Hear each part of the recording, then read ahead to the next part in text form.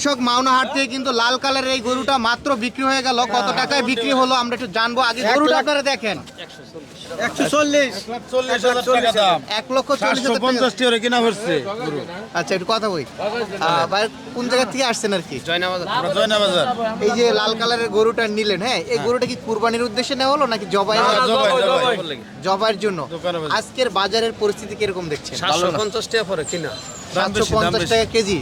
আচ্ছা এই গরুটার কত কেজি ওজন হবে?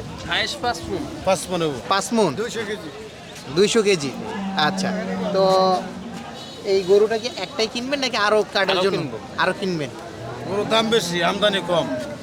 আচ্ছা অনেক দাম। কত টাকা পড়ছে এটা বললেন? 1,40,000। 1,40,000 টাকা। তো দর্শক দেখলেন এই যে এই গরুটা 1,40,000 টাকার গরু। খুব সুঠামদের সুন্দর একটি গরু মাওনার হাট থেকে কিন্তু মাত্র বিক্রি হয়ে গেল। খুবই সুন্দর একটা গরু বিক্রি করলো কে?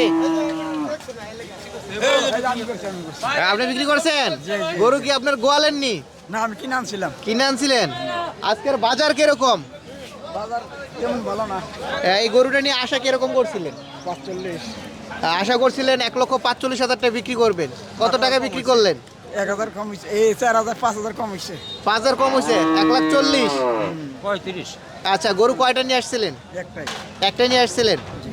তো যাই হোক দর্শক, আজকে মাওনা গরুর হাটের কিন্তু পরিস্থিতি দেখালাম। এছাড়াও কিন্তু হাটে কিন্তু গরু নাই বললেই চলে, খুবই গরু কম আসছে মাওনা গরুর হাটে। বৃষ্টি তার উপরে, এই কারণে গরু কম, যার কারণে গরুর বাজার একটু চওড়া আছে। আমরা ঘুরে ঘুরে বাজারটা দেখলাম। তো আজকের বাজার এতটুকুই ছিল।